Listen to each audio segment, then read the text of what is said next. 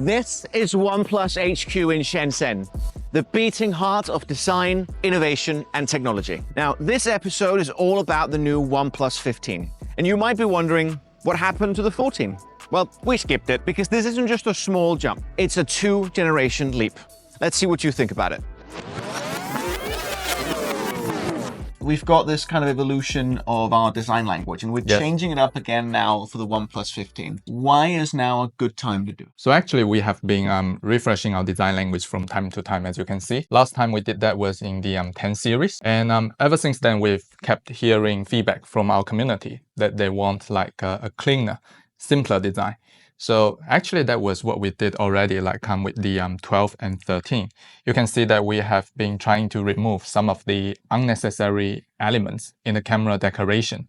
But now we think it's the right time to refresh the design language, and we want to bring it cleaner, and it should look sleek and minimalistic. That's the idea behind. The first thing you'll notice that overall the design is now more minimalistic, like the camera bump. Because you'll find that now the camera bump is smaller, but bear in mind, we still have a periscope telephoto. Now, if you take a look at the telephoto on OnePlus 12, you'll notice that the camera bump is really big. And that's because like the telephoto is using the traditional periscope design, where the light goes in and be reflected at a 90-degree angle. But now because we have the W-style prism design, the light, when it goes in, it will be reflected multiple times. And in this case, we managed to reduce the camera bump, but still keeping a periscope design for extra clarity. Another example could be like the silicon carbide battery, where we are bumping up the capacity of the battery, but still making the battery really slim. So these are what makes it possible. So what I want to do is I want to try and go through a speed run a little bit, but go through the way we design a phone from scratch. And maybe one of the first things you decide on is the name. And the name of this phone is the OnePlus 15. Yes. Which there's an obvious question that comes now, which is what happened to the OnePlus 14? Where did it go? Why did we decide to skip a number on this one? I'll give you a very simple answer. Because it's a 2-generation upgrade.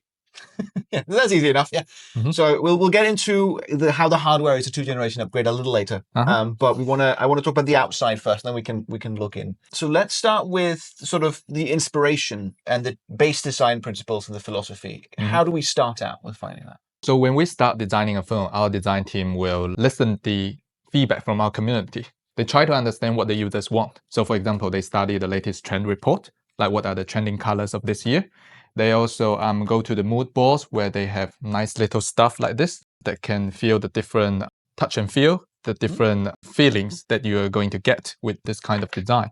These are also some of the other stuff that we can draw inspiration from, especially try the texture or like the feeling, the temperature that you get from this. That's the first thing. But on the other hand, our design team also need to reach out to the industry or our supply chain, so to speak. They need to understand what are the latest processing techniques that are possible. So here you are looking at some samples that made possible by using one special technique that we're going to mention later. But I'm inviting you to touch these materials and tell me how you feel about it. Yeah, they've got different texture. They're all kind of ceramic-y in their feeling, and then they're very cold to the touch. So you do feel the temperature difference? Definitely. They're much cold. They feel much colder than the table, for example. This middle frame here is also manufactured using the same technique that is shown here. We also have camera decals. So we have like different types of components that are made by these processings. And we try to find out the different feelings that you get from them. For example, the one in your hand is more of a glossy one, and this one is more of a matte. Many people never get the chance to see what the film looks like. So for example, if you take a look under the light, like there are different level of matte. Like this one has a special like sandy effect, I would say. This one is more of smooth. All these materials, we found all these different samples from our suppliers. Then what do we do? So when we have the sketches, our designers will make some mock-ups or prototypes so that we bring these prototypes to our community, and we bring them to our product team, our marketing team. We bring them to the test, and we sit down in a big meeting room for a collective decision, and eventually we'll like vote for what is the preferred candidates that eventually will make it to the market. And we've actually prepared a little bit of that kind of meeting for us now. So let's go take a look at that. Yeah, let's go.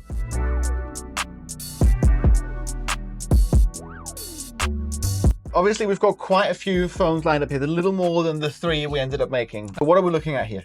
So like I mentioned, these are all the different mock-ups that we've made, and like, we bring them to the consumers. We ask them like what are their favorites, and eventually we will nail down on the final 3 candidates that eventually will be launched to the market. So you can see that we've made different mock-ups here using different types of finishes. For example, this one, the camera deco here is made of ceramic. This has got like a fun gradient to it. Oh, yeah. Which feels very pastel-y. Many people like this one, especially because of like the different gradient effect that you are seeing, especially under different lighting. Do you have a favorite out of all these ones that maybe to make it really fun? Do you have a favorite that didn't make it? One that you were sad to see go? Actually, this is the one that I'm really sad to see. This one actually made its way to the final 4. Unfortunately, eventually it got eliminated. When you put it under different lighting, you'll see that it changes from yellow to blue. What was the inspiration behind that yellow to blue transition? Have you ever heard of the sea sparkles? Our designers are inspired by this kind of phenomenon called sea sparkle. They want to try to capture and reproduce this glowing effect, like the glowing blue, onto a film. So you can see that this is what eventually makes it possible. What makes it possible is that the film actually has a special texture. Usually our film only has 1 texture, but this is a 2-in-1 texture. So it has like this glowing texture together with the matte green that is combined together, and that's eventually what makes it possible. We've got the final 3 colorways here, and let's start with Infinite Black, which is this very, very jet black one. What can you tell me about that one? Actually, this one scored the highest number in our consumer survey. Many people really love it. They'll say that it reminds them of the invisible airplane, actually.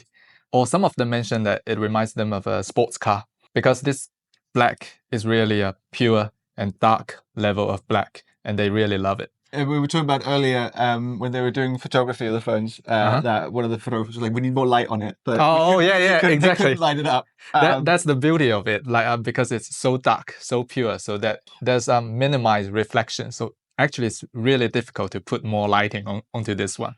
And then the next one is ultraviolet. It's got that same sheer as we spoke about before, that around the edge there. So what can you tell me about this one? So like I mentioned, this is also inspired by the sea sparkles. Like they want to have this level of flowing blue around the edges. And in the meantime, you also have the purple, so that in the end, they work really well together. Actually, this one is like the top 2 preferred choice among our customer survey. They also really love this one. And then finally, we have Sandstorm, which is a little more special because it's made using a special technique. That's what you hinted at before with the sort of materials there. Yeah. So what can you tell me about this Sandstorm? How do you feel when you touch the middle frame? It's very cool. It's colder to the touch than the other ones. And colder than the table as well. Yeah, we do have a sample of this middle frame here. And this special technique is actually called micro arc oxidation, MAO.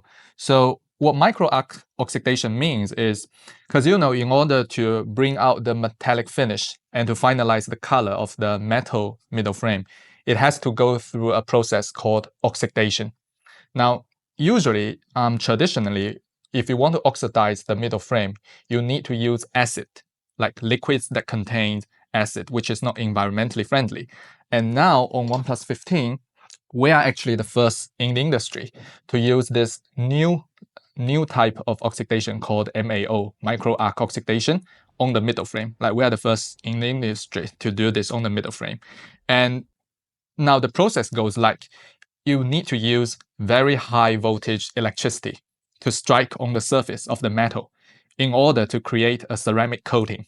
And that's what makes this metal frame extra tough. It's really, really tough metal middle frame in the end.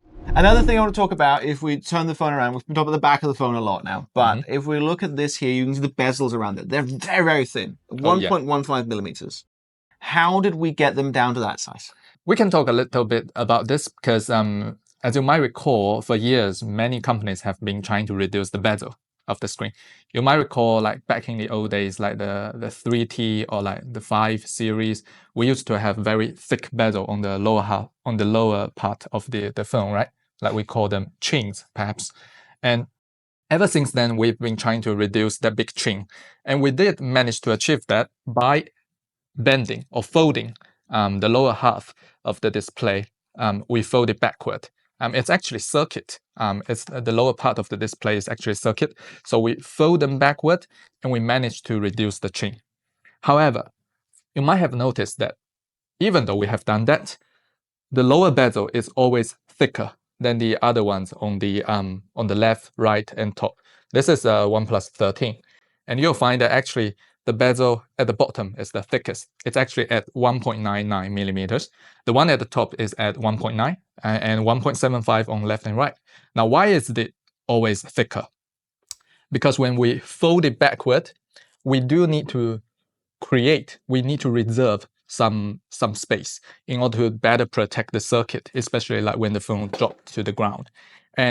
But now on OnePlus 15, what we have done is we have introduced a special technology called LIPO, which is low injection processing overmolding. By doing that, we are able to we just inject resin into the bottom of the phone, so that eventually we can push the bezel all the way to the limit. Because with resin, they already protect, they wrap fully around the circuit, and the circuit is well protected, so that we can push the bezel all the way to its limit. And in the end, you get ultra slim bezel on all four sides, like 1.15 millimeters, left, right, top, and down. We talk about a lot, which is about balance and weight. What kind of decisions have we made on this phone, or maybe even sacrifices, but what kind of decisions have we made on this phone to make sure that the weight feels right? There's one thing I can talk about. Actually, it started with OnePlus 13. So we have actually, we managed to achieve 50-50 split in the weight distribution. So that is to say, if you put a finger exactly on the logo, you'll find that it's actually perfectly balanced. Like, it doesn't lean towards one way or the other, which is not intuitive, right? Because the camera bump is actually at the top. So you might assume that the upper half will take up more weight, but it doesn't. Actually, it requires our engineers to allocate the heftier components on the bottom, on the lower half. Like, we do that purposefully in order to finally balance it.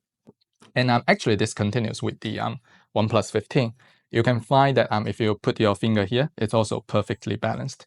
And that is what I mean by having the ultimate in-hand comfort. What makes the OnePlus 15 the fastest and smoothest OnePlus device? So to start with, OnePlus 15 comes with the latest Snapdragon 8 Elite Gen 5, possibly the fastest chipset you can get right now. And together with the powerful chipset, we also give it a 165 Hz refresh rate display. So a high refresh rate gives you a silky smooth touch response. And in order to make sure that the phone will perform well with all these powerful components, we also squeeze a big battery inside at 7,300 milliamp. This is actually our biggest battery ever, so that you get a very powerful chipset, you get a silky smooth display, and you also get a big battery that will easily give you all-day battery life. So that's a little technical, maybe. What does that mean for the average user? So for the average users, I think the easiest way to explain the benefits are you will get very easy multitasking, because the phone can really handle that well. You can handle the heavy loading scenarios well. The phone doesn't heat up easily. And for example, for gamers, they get sustained peak performance for a very long time. And together with that, because of the big battery, they don't need to worry about the battery life. They can finally say goodbye to the battery anxiety. So perhaps that's the easiest way to explain it. Can you tell me a little bit about what burdenless design means and how we've integrated that into the OnePlus 15? For me, I think burdenless design means that you can feel the benefit of a certain design, but you don't feel it's there. You feel that we do something we are not doing it for the sake of doing it. For example, it's not beauty for beauty's sake. It comes with a purpose. For example, the camera is powerful, but you don't feel the extra camera bump. You don't feel that it's something they're just trying to show off. So that in the end, you still get very great in-hand comfort.